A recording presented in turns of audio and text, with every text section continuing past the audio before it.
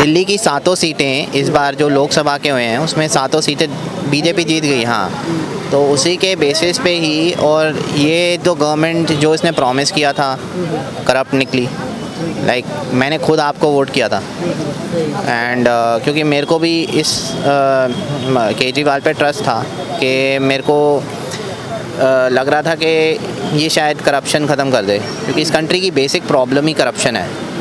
इस कंट्री की, पाकिस्तान की यही बेसिक प्रॉब्लम है, करप्शन। सो यहाँ पर भी कांग्रेस को इसलिए हटाया था और ये आए थे करप्शन ख़त्म करने, बट ये भी करप्शन ही हो रही है। नहीं, ये तो कह रहे हैं कि हम करप्शन कर ही नहीं रहे। बीजेपी वाले ज़बरदस्ती जो है आरोप लगा रहे हैं। बीजेपी के इशारे पे जो है सीबीआई ईडी आती है, उठा कर ले जाती है। सर तो फिर कोर्ट तो बीजेपी के अंडर नहीं है ना। अगर कोर्ट बेल नहीं दे रहा तो किसी एविडेंसेस पे बेल नहीं दे रहा, ठीक है। अगर कोर्ट ही अगर कोई एलिगेशन लगाया है और कोर्ट बेल नहीं दे रहा तो कोर्ट तो आप ये नहीं कह सकते बीजेपी के अंडर है। कोर्ट पे तो कोई प्रेशर नहीं है। लेकिन वो कहते हैं, आम आदमी पार्टी वाले तो कहते हैं कि सीबीआई ईडी जो है बीजेपी के इशारे पे है। इनको बेल मिल जाती है तो कहते हैं कि कोर्ट ठीक है, नहीं मिलती है तो कहते हैं कि इशारे बीजेपी के इशारे पे। बीजेपी जो है एक नेशनलिस्ट पार्टी है, ठीक है। अभी देखो, अभी अमेरिका के भी चुनाव हैं, ठीक है, यूके के भी चुनाव हैं, और बीजेपी के तो हो गए, मतलब बीजेपी तो आ गई इंडिया में। तो अभी एक्चुअली क्या है ना कि पूरा वर्ल्ड ऑर्डर चेंज होगा पूरा। अभी अमेरिका में अगर तो ट्रम्प आ जाता है और यूके में ऋषि सुनक आ जाता है तो बहुत चीज़ें स्टेबल ही रहेंगी। ट्रम्प के आने पे वॉर्स भी ख़त्म हो जाएंगी। इज़राइल की चल रही है जो गाज़ा पे, और यूक्रेन की चल रही है। तो ये वॉर्स बेसिकली क्या प्रॉब्लम क्या है ना कि चीज़ों के दाम क्यों बढ़ते हैं सर, कि हमारी जो कंट्री है बहुत चीज़ें इंपोर्ट करती है, एक्सपोर्ट करती है। वॉर से प्रॉब्लम हो जाती है।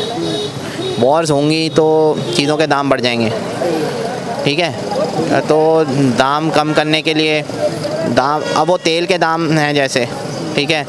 अब तेल हम रशिया से ले रहे थे सस्ता, बट यूरोप और अमेरिका को पसंद नहीं है ये चीज़, ठीक है, क्योंकि अमेरिका ने वेनेजुएला और ईरान पे सैंक्शंस लगा रखी हैं। तो वेनेजुएला और ईरान पे सैंक्शंस हैं, तो अब प्रॉब्लम ये है कि वहाँ से हम ले नहीं सकते, और ईरान हमारे मतलब बगल में है, हम वहाँ से तेल नहीं ले सकते, हमें रशिया से लेना पड़ता है। गैस नहीं ले सकते, तो इसलिए तेल के दाम बढ़ गए। कांग्रेस गवर्नमेंट ने कुछ पेट्रोल के बॉन्ड साइन करे थे, इसलिए पेट्रोल के दाम 100 रुपये हो गए हैं। तो हर चीज़ के पीछे रीज़न होता है। गवर्नमेंट करप्ट नहीं है, ये जो भी चीज़ है उसका रीज़न दे देती है, तो ये इसलिए करप्ट नहीं है। कांग्रेस क्या था, कांग्रेस को इसी का रीज़न नहीं देती थी, वो पैसा खा जाते थे। उसने 5 स्कैम हुए थे, 2G स्कैम, कोलगेट। जिस दिन ये विपक्ष में आएंगे, यानी कि सत्ता इनके हाथ से जाएगा, तो इनके भी करप्शन दिखेंगे। अब ये सत्ता में है, दबाव में रखते हैं, इसलिए करप्शन नहीं दिखता। कह रहे हैं करप्ट इनके में भी है। सर आपको क्या लगता है, जब कांग्रेस थी पावर में तो सीबीआई ईडी इनके अंडर नहीं थी? क्या है कि आजकल सोशल मीडिया पे कोई कुछ भी बोल देता है और वो उसको सच मान लेते हैं। बट अब नए आईटी लॉज आ रहे हैं, पिछले 5 साल में जो इनका नंबर गिरा है, ये झूठ जो फैलाया है कांग्रेस ने, इसकी वजह से हुआ है। ये छोटे छोटे यूट्यूबर्स को पैसे देके इनसे झूठ बुलवाया गया, लोगों को बहकाया गया, लोगों को मतलब एक झूठा नैरेटिव, प्रोपेगेंडा फैलाया कांग्रेस ने। तो वही आईटी लॉज आएंगे। अब ये अगर कोई न्यूज़ दे रहा है, पहले क्या था ना कि यूट्यूबर ने कुछ भी बोल दिया तो उसको एज अ न्यूज़ रिपोर्टर या एडिटर के ना उस पर नहीं देखते थे। वरना अगर आप न्यूज़ दे रहे हो, न्यूज़ चैनल बना रखा है, तो आप एक न्यूज़ एडिटर हो, आप रिस्पॉन्सिबल हो। न्यूज़ अगर वो फेक न्यूज़ है तो आपको उसके कॉन्सिक्वेंसेस फेस करने पड़ेंगे। अगर आप वो एज़ पर लॉ के हिसाब से आपको, अगर आप फेक न्यूज़ फैलाओगे तो आपको जेल होगी। और अब नए क्रिमिनल लॉज आ रहे हैं, तो बहुत चीज़ें हैं जो अब चेंज होंगी ये 5 साल में।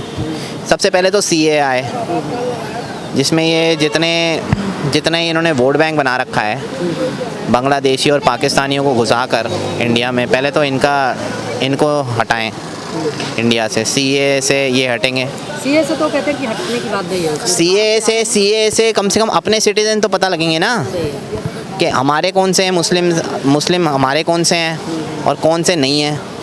NRC से वो पता लग जाएगा कि बाहर का कौन है, कितने इंडिया में आए हैं इलीगली। इलीगल तो किसी भी कंट्री में कोई बर्दाश्त नहीं करता। आज कोई भी किसी देश में अमेरिका चला जाए इलीगली, वो भी वापस भेज देते हैं अपने देश। तो ऐसे कोई ये वो थोड़ी है, अब ये एक देश तो है नहीं, 3 अलग अलग देश हैं, तो वो अपने देश में रहें। यहाँ क्यों आ रहे हैं? जब उन्होंने अपना देश मांगा था, मिल गया, अब वहाँ रहें। कोई लॉजिक तो बनता नहीं वापस आने का। सर ये प्रॉब्लम ये है ना कि ये पार्टीशन से पहले ही शुरू हो गया था। पार्टीशन होता ही नहीं अगर ये मुस्लिम जो इनके लिए एक भावना है कांग्रेस की मुस्लिम्स के प्रति, तो उन्होंने देश मांगा और देश दे दिया।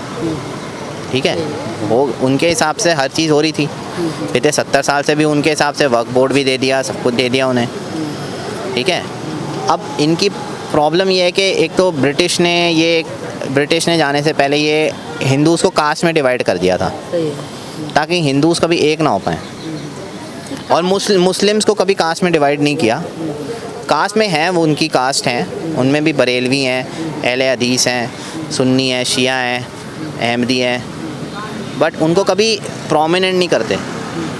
ये हिंदूज़ को डिवाइड करके रखना था ताकि हिंदूज़ का कभी एक कंसोलिडेटेड वोट बैंक ना बने और कोई ऐसा लीडर ना आ जाए जो हिंदूज़ के लिए बोले।